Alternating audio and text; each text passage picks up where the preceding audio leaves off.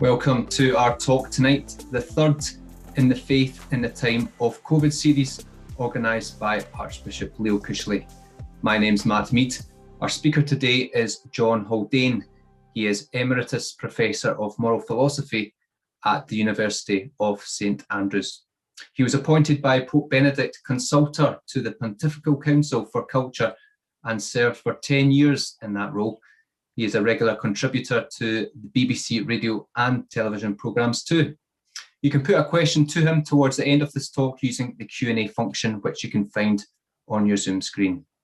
His talk is titled Finding Faith, Hope and Charity in Times of Desperation. Professor Haldane, welcome. Thank you very much indeed, Matt, and thank you for arranging this, and to the Archbishop for the kind invitation. Are you hearing me okay? We're all right? We're good. Good. So this week, in fact, on Tuesday, sees what would have been the annual meeting of the Pontifical Academy for Life, of which I'm a member and have been for some years. Normally, this brings people together from across Europe, indeed across the world, for several days to discuss some important theme or themes to do with ethics, broadly speaking, the human condition, and specifically questions of life and the preservation of life and so on. Given COVID, it's not been possible to arrange the meeting in the usual way, but instead of that, what will happen is there'll be a one-day seminar which will happen on Tuesday, and the theme of that is life, fraternity, and our common home. Life, fraternity, and our common home. The reference here in our common home is to Pope Francis's 2015 encyclical Laudato Si. Those words, as is the way with encyclicals, the titles of them are taken from the opening words of the encyclical, and those words, praise be to you, are a quote, in fact, from St. Francis of Assisi. And then there's just a few words later, there's this talk of our common home. Now, the idea of the family of humankind, or the human family, or of our shared home, the world as being our shared home, these can sound at times rather sort of poetical fancies. They don't often correspond to most people's real experience of life, which is much more local than that, local both in respect of the people that they're imagining, the people they encounter and think about, and also the bit of the world that they're concerned with is often quite, a small terrain, as it were. The ways in which we live, literally the ways in which we live, have changed a great deal over the last 2 or 3 generations. And one consequence of all of this is that people have become more isolated. It's sort of paradoxical that with social media and television before that and radio before that, there was a kind of opening out to the world. But in fact, of course, all of this, as it were, is brought inwards. The opening out isn't a literal meeting with people on the street, walking with them, sharing with them in quite that way. It's more, in the first instance, receiving and then, of course, communicating, but receiving in towards oneself. And this can actually produce, along with affluence, a kind of individualism. That's to say, this is just seen as another asset, another opportunity that one has to pursue one's own individual interests. And we know through social media that these are very selective. People just read the things that already satisfy or appeal to their interests, whether it's advertising or news or commentary or whatever else it may be. In fact, if you look at societies in the West over the last couple of generations, what you can see is a growth not only of individualism, but of hedonism, a pursuit of pleasure, and also, I'm afraid, of a kind of narcissism, a concern about oneself. This whole idea of just be good to yourself, have it because you deserve it, give yourself a treat, all of this is a kind of it treats us as infants in a way, because it's like trying to sort of placate a baby by giving it sweets. But it intensifies this individualism, this life in pursuit of pleasure. And of course, what's made that possible is affluence. We're just much, much more affluent than were our parents' generation, or grandparents' generation, and certainly our great-grandparents' generation. Well, I mentioned that the Pontifical Academy for Life would be meeting this week, would normally be meeting this week in Rome were it not for COVID. In fact, I was present at last year's meeting in Rome. Now, for the last few years, I've been dividing my life as an academic between Scotland, between St Andrews here in Scotland, and the United States, and also, in fact, in part in Australia. But I've been spending a lot of time in the United States. And at this time last year, I was in Texas at Baylor University, where I've been a professor. And I went from there to Rome, flying via New York or somewhere or other. I really can't remember now. When I got to Rome, for reasons I'll explain in a moment, I then got a fast train down from Termini Airport to Naples. Now, the first thing to say about all of this is that I was able to make, in the course of a day, a journey that, say, for my grandparents, had it even been possible, would have taken weeks. There it was. I was able to get on an airplane at Dallas, Fort Worth, and fly via perhaps New York, I can't now remember, to Rome, and then get a train down to Naples. And I was down in Naples, as I say, in whatever it was, 12 or 13 hours.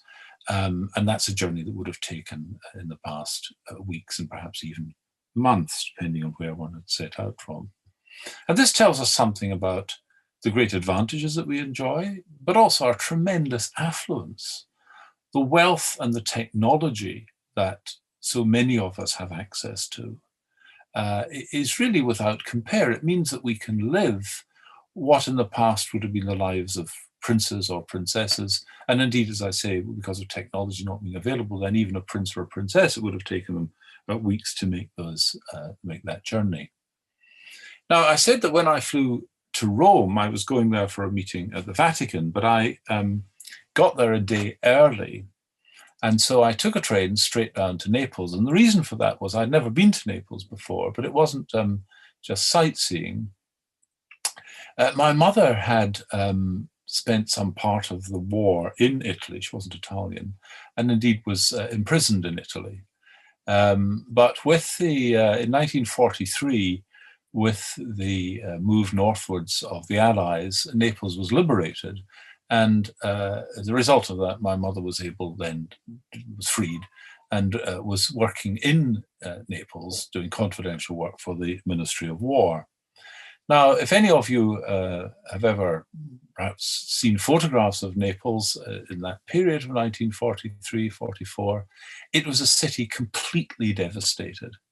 And all the sorts of diseases that we now associate with third world poverty were erupting in that part of Italy and, of course, across Europe as well because of the war.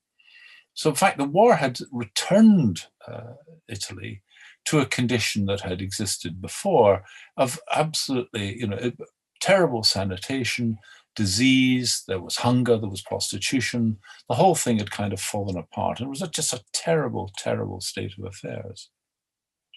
And as I say, my mother had fortunately been released by the advancing Allied armies and was able to play some small role for a year or two there in Italy, trying to work with people and for people and so on in various ways.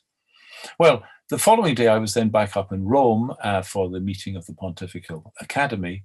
And as is the way of these sorts of meetings, you generally go on for 2 or 3 days, and then you have a meeting with the Pope, an audience with the Pope, and either he comes to you or you go to him.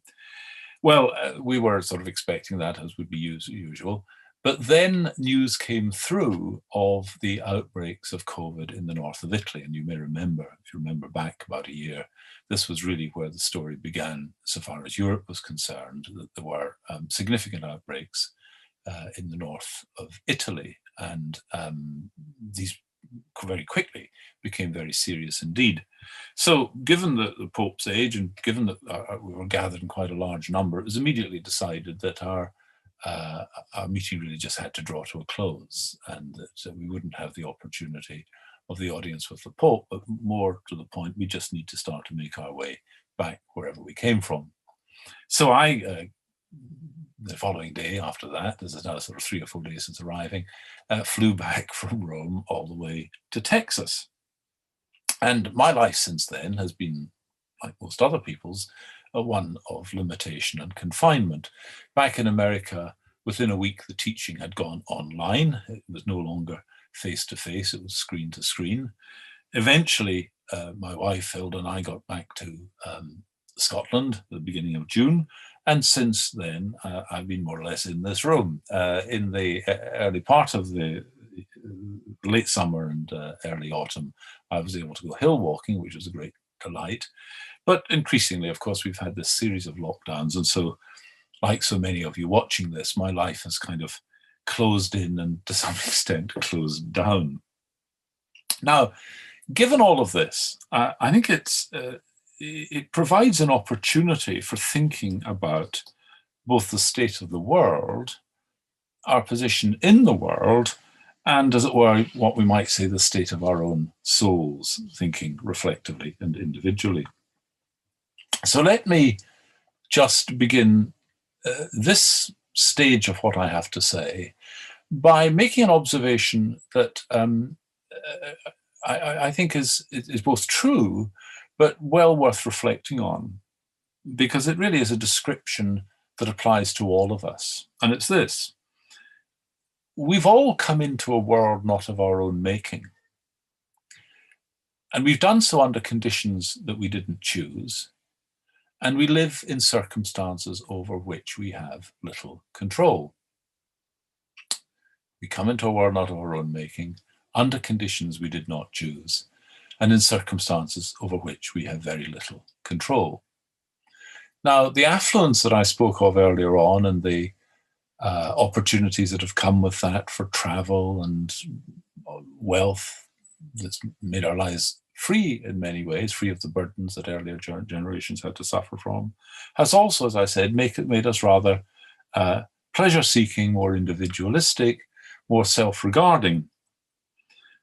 But COVID has reminded us of things that are very important for us to know and to bear in mind. One is that we're vulnerable beings. Of course, in this case, our vulnerability is to an invisible and silent potential killer, a disease, a contagion. That had always been the case in human history, and people were more alive and alert to it because, of course, they didn't have the means, the therapies of addressing it, no vaccination, no possibilities of even understanding what was going on, no effective medicine, and so on. And one of the great patterns of events in the history of the world are these disasters like earthquakes or floods, but particularly plagues and contagions and illness and disease. And these afflicted people much more in the past, at least so far as the Western world is concerned. We've largely as well moved beyond those, but what COVID reminds us of is that they, in a way, for all that we've achieved, we remain, as I say, vulnerable and perishable beings. Now, this is true, but I think reflecting on it can also lead to a further and more important truth. And that's where I want to come to faith, hope, and charity. And finding faith, hope, and charity in and through the circumstances of COVID. So I need to say a little bit about what the Christian understanding is of faith and hope and charity, and to distinguish it from things that you might mistakenly associate with this, but which are actually rather different. So let's take, first of all, faith. Now, it's familiar enough to hear people say things like, do you believe in God? Or for that matter, do you believe in aliens? But believe in, do you believe in this? Do you believe in that? Yes, I do believe in this. No, I don't believe in that. Well, I'm not sure, and so on. Believing in isn't the core of faith. I mean, believing that such and such is the case is not the core of faith. Belief, so far as faith is concerned, is a kind of trust or confidence in and a dependence upon the thing in question. So a child has faith in his or her mother or father. It's not a question of believing that they exist. It's believing them in a way. It's believing their presence is something real and something matters and something that is a source of life and continuing benefit to them. And that's why, of course, when parents abuse children or neglect children, this is particularly terrible, because the child has this faith in the parent. And Christian belief is like that. It's not a belief that such and such is true of God, though of course those things follow, but it's a belief in God in the sense that a child has a belief in its parent or its carer as something upon which it depends. Secondly, hope is not optimism. Optimism is the belief that things will go well, that it'll turn out all right. Hope is quite different. A few months ago, I think, Jonathan Sacks, who had been the chief rabbi, died. Some of you may remember that.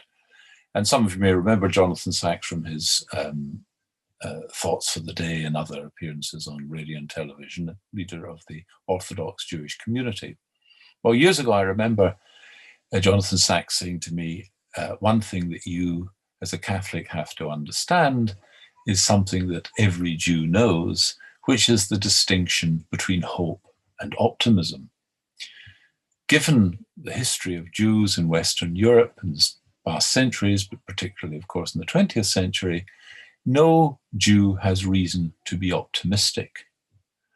But we wouldn't be here, we wouldn't have continued as a believing community if we didn't have hope.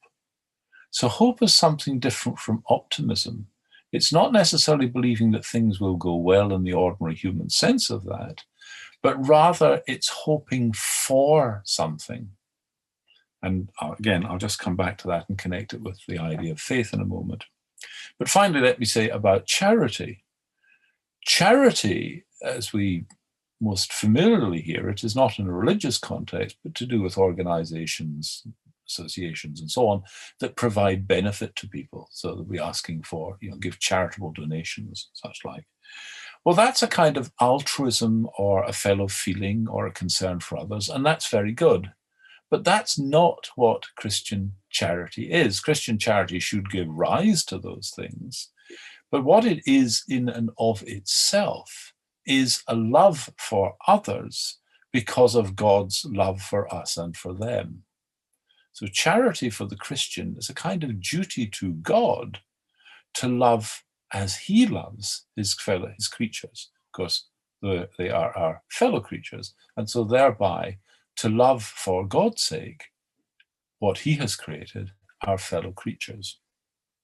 Now, what we should be able to see here is that faith, hope, and charity are connected with one another, that you can't really have Christian charity if you don't have Christian hope.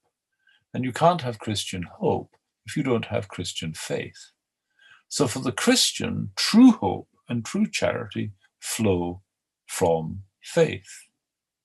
Well, that raises the question then, how might we come to have faith?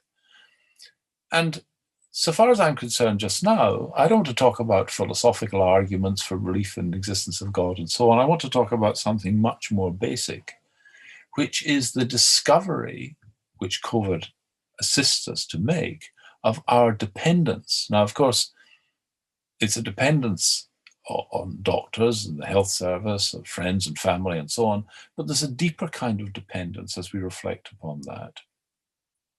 I said earlier on that we're vulnerable, perishable beings, and we are.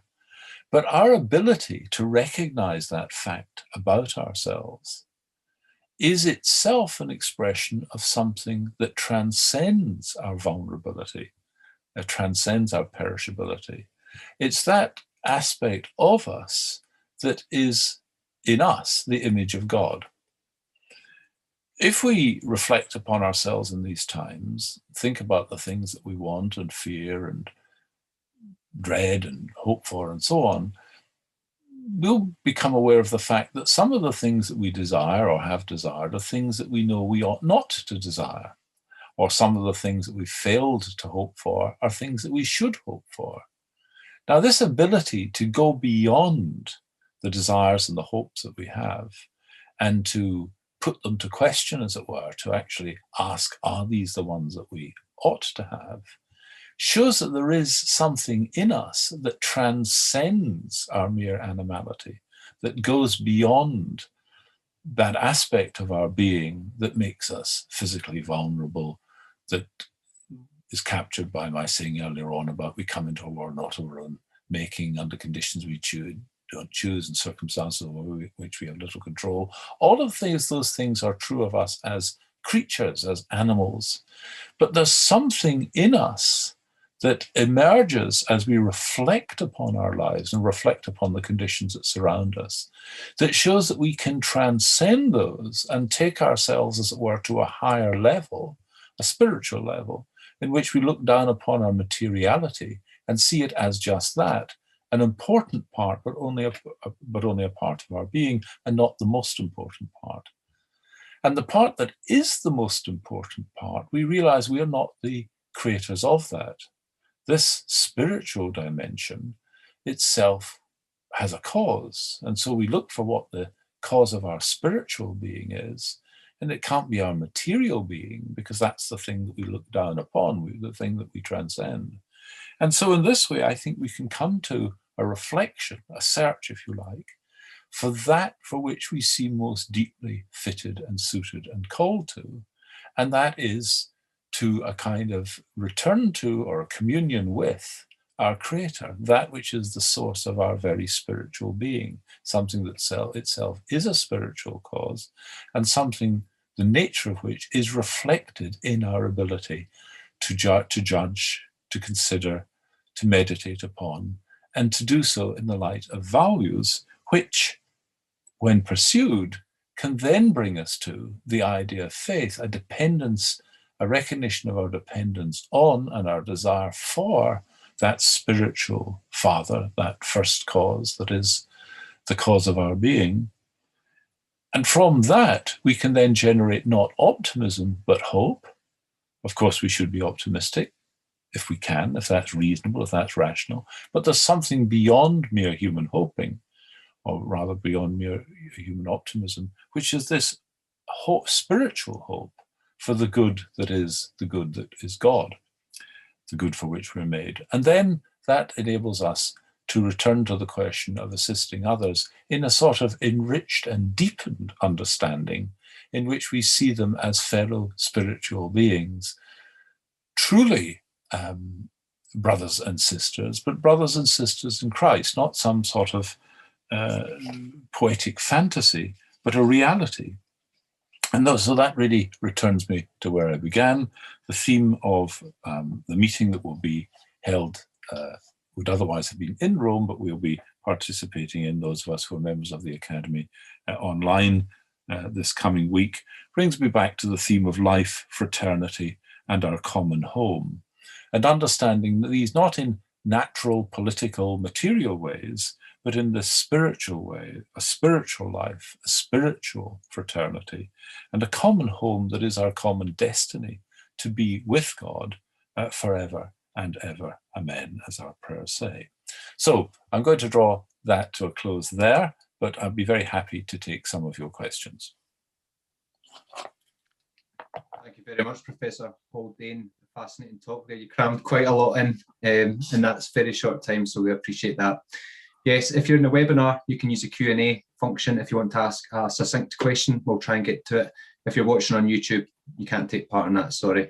One question's come in and it says, how has your faith assisted you during the pandemic? Well, I think it's, in a way, what I've been talking about, I suppose, is an indication of that. I think that I, like many people, like so many of us, I'm busy with the world.